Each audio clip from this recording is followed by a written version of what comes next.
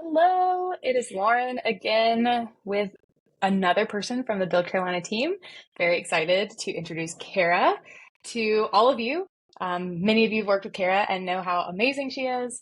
Some of you might be meeting her for the first time. So I'll let Cara introduce herself and her role on the Build Carolina team, and then we'll just talk about what she's into and what she's got her hands in. Hey everyone, this is Cara Davis Anderson, and I am the program director. I had to think for a second because that is a little bit new, but I am the program director of apprenticeships at Build Carolina, and our current apprenticeship is called Develop Carolina, and we have a couple of pathways that I'm sure we'll talk about in just a second.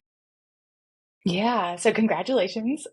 This is very, very new, hot off the press, very well deserved. Kara works really hard to develop advocacy at not just the apprentice or potential apprentice level, the employer level, but also the state and on state and then federal government level. So most recently, you get to celebrate that you have been awarded or have gotten us a grant on the federal level to support the apprenticeship program, which is huge. So thank you for doing that. I know there's a lot of work and it's very tedious, and we really appreciate you for putting in that work. But let's talk about apprenticeships and what's been going on, because you came on the team. How many cohorts have you been running now? I came on during cohort 3, and so we are now at cohort 6. Cool. And they're 6-month apprenticeship. So that means you're over a year into this, over a year and a half. And yeah, let's talk about the apprenticeships, sort of about how they've grown over the time that you've been here, because you came on, it looked very different very different. The model is still the same, but it has grown and evolved. So I'll let you share that evolution with everyone. Sure. So apprenticeships, a lot of times we've heard about internships. We know about different models in terms of learning, training, and all the things, right? And so apprenticeship is that earn as you learn model, which couples education with on the job training. And so when I came in, we were on cohort 3, we were doing software engineering. And what Develop Carolina was built to do was really to meet a need. Within the state, they noticed that our Build Carolina team noticed that there are people who are looking for talent, and then there are job seekers looking for jobs, but somehow they're missing each other, right? And so they created this bridge, and this bridge was Develop Carolina. So it brought in individuals who knew how to do the work. So around cohort 3, or in the beginning when it started at cohort 1, people had the skill to become a developer, but for some reason they just weren't quite getting to those employers. And so they decided, hey, let's add some continued education on here. Let's pair you with a job so that you can get the training. And then at the end of those 6 months, they have not only gotten more education, but they've also worked for a company, which we know looks amazing on resumes and makes folks a little bit more attractive to companies to be hired. And so that is what it was built to do. Since then, we said, okay, not only was there a need in software engineering, there's also a need for data analysts. Companies need folks in the growing AI and all the things. Data is a big piece of the pie, big piece of the puzzle, however you want to put it. And so we decided, let's help folks enter into the industry through apprenticeship so that they can become full-time data analysts. And more recently, we are adding on, due to a partnership with Do, we are adding on a pathway, two pathways really, one in cloud computing and one in cybersecurity. They'll take a little bit of time to roll out, but we're really, really excited so that we're continuing to help the state of South Carolina to have the talent, build these relationships and pipelines. Oh my gosh, it has been so. Yes, over the past since cohort 3, since you came on, we have added 3 different role focuses, specializations, and so that's what's really cool about what we found over time, is that we're constantly, what's working, what's not working, what do we keep, what do we let go of, and how do we keep this to be a strong foundation for people to get that first bit of experience with full support. And it's been cool to see that it doesn't just work for software engineering, which we know Build Carolina has been supporting software engineers to get their first role for years. Now it's this support, this mentorship support model, and the continued learning, the virtual classroom around the work with an employer time. it really has, that's what you can just take that and then apply it to data and apply it to cyber and apply it to cloud. So you've done really, really great of just helping us look at what we do, and find what works and really hone in on that and make it even better and better every single cohort. So thank you again for your incredible work there. And I was curious, you have several stories. Like, this is what's hard about asking this question, is that we have so many people who come to mind and so many powerful stories. But is there a highlight or a theme or a trend or a story, a specific story that you want, that comes to mind when you think about what our program does, and just in this moment, what's a highlight for you? The first highlight, or the first one that comes to mind, there are quite a few, like you mentioned. But the first one that comes is one of our apprentices from cohort 5, Victoria McNorrell, wrote in one of her blog articles about feeling like she wasn't smart enough for tech. And I feel like that is a very universal thought or feeling that a lot of people have. Sometimes when we think of tech, we just think of like these big engine things that we're like, I don't know if I can do this, but realizing that there is space for so many of us in this field, and we may not have thought about that like 5 to 10 years ago. And so I think one of the most notable pieces is thinking about that blog article and how she thought this was not something that was not attainable. And then getting into learning software engineering, I believe she did her training with Georgia Tech, and then doing the apprenticeship with us and realizing like I can really do this. And she did an amazing job. And so I think that is just one of my favorite stories, was kind of proving to yourself that you can do hard things, or you can do things that you didn't think you could. And I think that's a continuous story for many of our apprentices with Develop Carolina. Absolutely. Yeah, I think that we look at the world of tech because it changes so fast, and it's hard to find the right guidance and the right fit that's really going to help you get through those hard moments of when you really don't feel like you know enough or you can do enough. And I think that that's where you can get the skills. And we found that there's access to skills in certain places, but there's not access to quality level support, and roles are out there, but people aren't finding those roles that are good fits for them, that are going to be supportive of that early career mindset of what am I doing and why did I choose to do this. Until you get that confidence, it's really hard to stick it out. And I think that that's where you're finding we are positioning ourselves with all of our training programs, is like helping people find that confidence and saying like, yes, you are smart enough, in her words, for tech.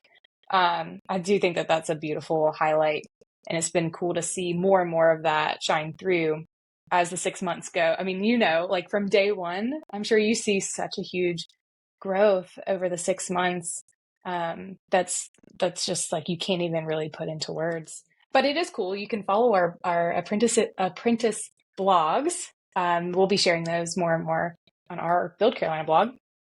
So if you want to read more of their stories, they are out there, um, which is cool. So what are you looking forward to now? We are a month in, just over a month in to cohort 6, which means we're already looking forward to January, which is crazy to say right now in August. But yeah, so what are we looking forward to right now?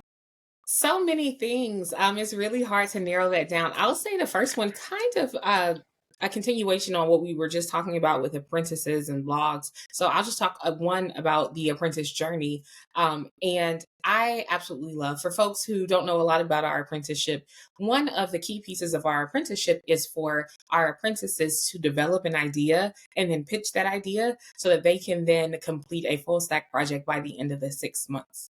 And so, one of my favorite things, many of our folks are career changers. And so, we have folks that have passions in other things. And so, I love watching folks bridge the gap with something that they're passionate about, maybe from a previous career or just a passion project, and then building a project that intersects with that so that they can help in those ways. That is always one of my favorite things about the cohorts. We see it every single cohort. And I'm excited because I won't tell, but our apprentices, excuse me, have already pitched. And some of the projects I think are just going to be absolutely amazing. And they will do that bridging the gap between their passion or their previous passion and their current passion with tech. And so I'm excited about that. Another thing that I'm excited about is, as Lauren mentioned, we did just receive a grant. We'll be working with the state of South Carolina. SCRC is just one of the acronyms for that grant. And I'm really excited because we're going to be working to get apprentices in Orangeburg County. And that means a lot to me because I went to school at Claflin University and we get to work with them. And that is super, super exciting for me. Very full circle moment. And I'm excited to see all the amazing folks that are going to join our apprenticeship from that partnership as well. We'll also be working with Orangeburg Calhoun Technical College, which we know they have a lot of great talent there. And so just watching our apprenticeship hit all parts of the state, because that is the goal of this, to make sure that all areas are represented. I'm really excited to see that happen. Yeah, I think that's it's been interesting to see like our applicants for this apprenticeship have been from all over the background spectrum. So you have people who are self-taught and have come in that way. We have people who went through boot camps, which, those are kind of like, oh, those are the two pathways in. No, we've also seen, like you said, 2-year degrees, 4-year degrees, master's degrees in other areas, and sometimes in tech related focuses. So it's cool to see us finally getting those contacts in areas where we can help be an option and a resource and a pathway that helps people continue on, because there are people who are getting those foundational skills and they need that next continuing education and support to really find themselves in the industry. And yes, that's a really cool. So 2025 is going to be big because we have many pathways. Our apprenticeship is technical talent for what you name the specialization, we are supporting those people. So 2025 is going to be huge there, and then it's also going to be huge with these partnerships and growing across the state and being more of a presence in these in other counties and focusing in on places that need obvious, very clear support pathways. So exciting. And you just light up when you talk about it. So it's really, really cool to share that here and for people to see what happens in 6 to 9 to 12 months from now, which is cool. So we could talk all day about what's going on there because there is so much more. This is just scratching the surface. But let's talk about you. Just some fun facts about you. Anything from like, I know we haven't talked about what you did before this because you are a career changer also and have gotten into this technical support role. And you have some fun facts about you that what would you like to share? What would you like people to know about Cara? Um, let's see. That's a great question. You mentioned what I did previously, and for those who don't know me, which is probably a lot of y'all, so hi, nice to meet you. But I have a huge passion for working with individuals who have very diverse needs, and so I previously worked for an inclusive post-secondary ed program for individuals with intellectual disabilities or on the autism spectrum. So many things, and so that is a place of work that I love in terms of just I love working with the population. And I think there are many, many ways to do that, as mentioned with our apprentices and how they bridge the gap with all of their passions. But in that field, I have written and published a children's book called Austin the Great, which talks about a young man on the spectrum. And so that is a fun thing that I like to do, kind of write books on the side. That is one fun fact. I think like my silly fun fact that I always do if like it's an icebreaker is say that I got to be on stage with Prince when I was in high school. Yeah. So that's always like the, oh my gosh, how did that happen? And yeah, I think that's a pretty cool thing. So yeah, those are my two fun Yes. So if you are in the presence of Cara, you're in the presence of Prince. Indirect. you know? It's so cool. Yes, what a crazy story. And it is cool. Austin the Great. I have a copy. It is great. And it is an important, it's just a short, quick read that is just really beautiful. And I'm excited to see more of your work on that in the future.